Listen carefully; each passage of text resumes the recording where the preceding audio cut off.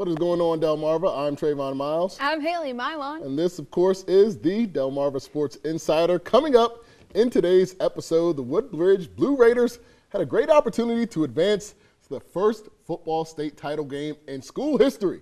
Could they keep that undefeated streak alive?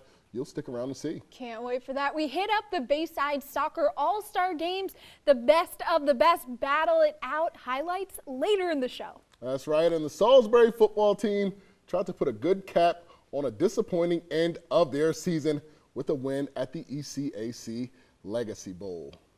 But getting it started, Kent County faced Fort Hill today in the 1A state semifinal game, and getting it started for Fort Hill, this one is a big one. Kent County has gotten so much farther than we talked about them going at the beginning of the season. Getting it started, Fort Hill with a short Ryan Smith touchdown run, and then Fort Hill again. Nate Graves runs it in for 6. Then the 45-yard Kent County, not just going to let it slide. Marquand Green with the 35-yard touchdown run, and Kent County, they're in business. Then the 45-yard run by Baden Brown. Green later in the game. Back to pass. Right here, oh, yeah, they are. They're so fast, and their QB, he's good. All right, Green back to pass. He's hit. He fumbles. Noah Steckman with the 35-yard fumble return for the score. Markel Spencer with the 60-yard punt return then. Fort Hill is leading 41-0 at the half. Man, that's quite a deficit that Kent County found themselves in. But the opening drive of the second half, fear not, Kent County fans, they would get on the board. It didn't look like things would be any different. Short touchdown pass by Braden Poling of Fort Hill, and the last play of the game, the hero for Kent County all season, Marquand Green, with the 38-yard touchdown pass to Deshaun Lister. That play moves Green into a tie for 5th all-time touchdowns in Maryland with 85 on his high school career. The final score, 49-6. Fort Hill has now won 59 of their last 60 games. That's astounding. We had some pretty good games at the end that we played really well, and I know these guys, they probably got experience a run here that a lot of these guys will never forget. And it's sad to see it end like this, but the other hand, we accomplished some things that we set out, set goals early in the year, and we accomplished those things, and that was great. So.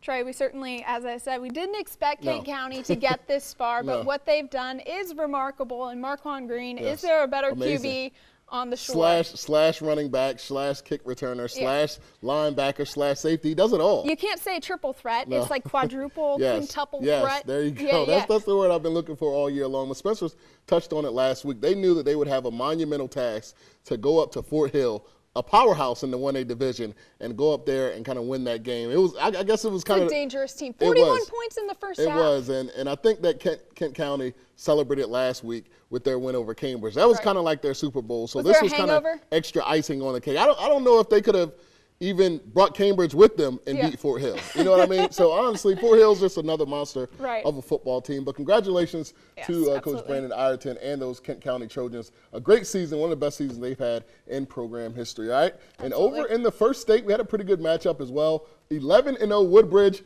at home last night, taking on Caravel. The Bucks are a mainstay in the D2 playoffs, and they were hoping to knock off the Bridge. If the Raiders could win, though, it would be the first state title in school history. Big one. So it's a packed house in the Bridge, and before it was all over, they would see history in this one, but not before controversy. Troy Haynes skips one here, hits the ground to Antoine Holden. It's ruled a catch. Holden then stripped and falls on the ball carrier, but Matt Bowe picks it up and takes it into Woodbridge territory. That would lead to this. Maverick Jackson, great name, even better right foot. His kick is good from 38 to give Caravel the first points of the game.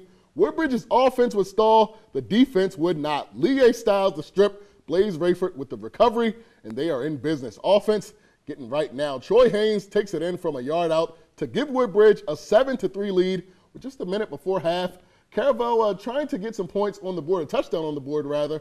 Alex Barker picked off here by Michael Brewer, and watch Brewer dance in the middle of this film right here. Takes it all the way to midfield. Breaking ankles. So Woodbridge has the lead and the momentum going into the second half, and that would be big because in the third quarter, they broke it open. Jamon Kane caught in the backfield, breaking tackles, bouncing off defenders. He breaks one of these every game. 60 yards down the sideline, puts the Raiders up 14-3.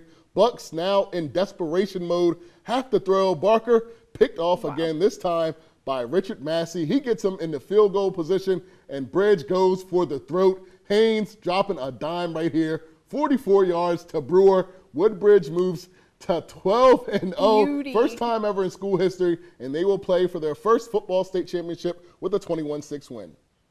Man, it feels great. All them hard days we worked in the summer, all those summer camps I went to, it paid off, and we really bought into the system and what the coaches taught us, and that's what got us here. Total domination by that Woodbridge defense, and I said it last night. Anytime a quarterback comes in with Division I offers like Barker did, the kid from Caravel, you know you have to expect some sort of success. But they shut Not down. last night in Greenwood. That Woodbridge D held Barker to 10 of 27 passing, 126 yards, no touchdowns, and didn't allow a touchdown in the game. Incredible focus by Coach Manlove's team. I have to say, first time in school history that they are 12-0. They're talking about they're the best team in school history, and I really think they are. They face a Wilmington Friends team, a school they beat by 28 earlier this year in the state title game, so I know those guys are excited. We just can't give enough praise, though, to that front seven. Yeah, I mean, oh my they goodness. just shut them Yes, down. yes, they will go Caravel just down. couldn't move. They will go down as one of the best front sevens in Delaware high school history. You think so? Yes. All right. I'm calling you heard it right here now. first. Yes, you heard it here first, and we normally don't do this, but we are going up the state of Delaware a bit with both title games already almost decided. We'll show you how we got here, beginning first with Salesianum taking on Middletown. And, of course, Middletown was looking for revenge last night as they hosted the Sallies. Cavs came up 1 yard short against Salesianum last year in the semis. This time, they were trying to take care of business at home.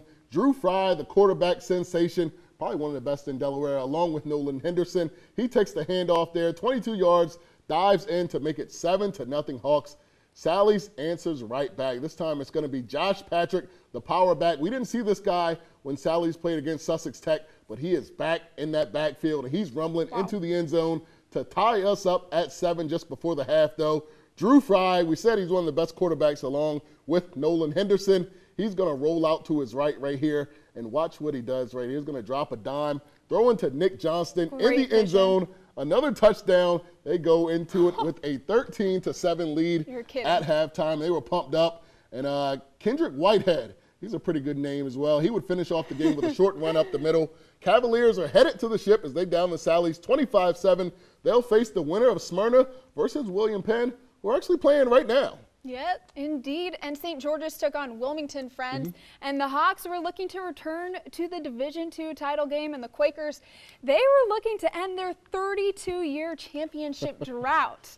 Wow, now, what's the story? Yeah, that is quite a long time. Then after the first quarter, getting it started there in Delaware, after the first quarter, Henry Guys would get the Quakers on the board. Well, they warmed up. I mean, that's what you want to see, right? They did warm up. Henry Guys would get the Quakers on the board with this 6-yard score. The point after was blocked, so it's 6-0 Quakers. And then St. G's received the ball at the Friends 30 with a minute left. They capitalized with this 5-yard run by QB Robert Schwartz for the score. Head into the half, we're tied at 6, and then in the second half, Friends explodes for 14 in the third. Here's Guys with his second score of the day, romping in from 9 out. It's 20-6 after the third quarter.